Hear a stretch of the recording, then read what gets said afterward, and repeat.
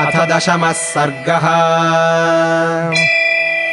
वाक्यमेतत्तु वैदेह्या व्याहृतम् भर्तृभक्तया श्रुत्वा धर्मे स्थितो रामः प्रत्युवाचाथ जानकीम् हितमुक्तम् त्वया देवि स्निग्धया सदृशम् वचः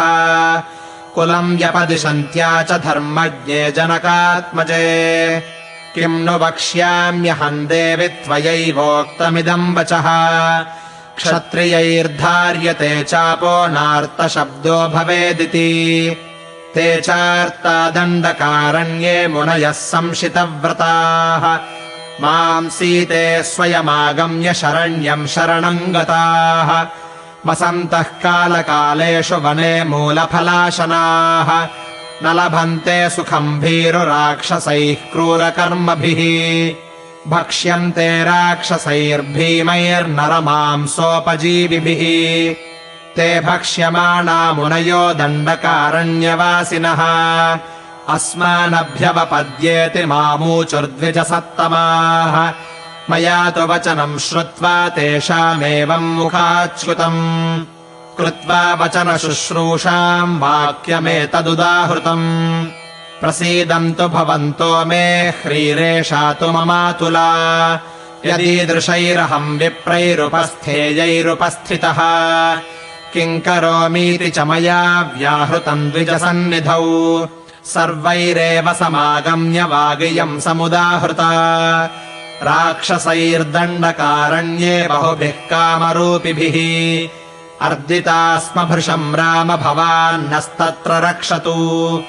होमकाले तु सम्प्राप्ते पर्वकालेषु चानघा धर्षयन्ति सुदुर्धर्षा राक्षसाः पिशिताशनाः राक्षसैर्धर्षितानाम् च तापसानाम् तपस्विनाम् गतिम् मृगयमाणानाम् भवान्नः परमागतिः कामम् तपः प्रभावेन शक्ता हन्तुम् निशाचरान् चिरार्जितम् न चेच्छामस्तपः खण्डयितुम् वयम् बहुविघ्नम् तपो नित्यम् दुश्चरम् चैव राघव तेन शापन्न मुञ्चामो भक्ष्यमाणाश्च राक्षसैः तदर्द्यमानान् रक्षोभिर्दण्डकारण्यवासिभिः रक्षणस्त्वम् सह भ्रात्रा त्वन्नाथा हि वयम् वने मया चैतद्वचः श्रुत्वा कार्त्स्न्येन परिपालनम् ऋषीणाम् दण्डकारण्ये संश्रुतम् जनकात्मजे संश्रुत्य च न शक्ष्यामि जीवमानः प्रतिश्रवम्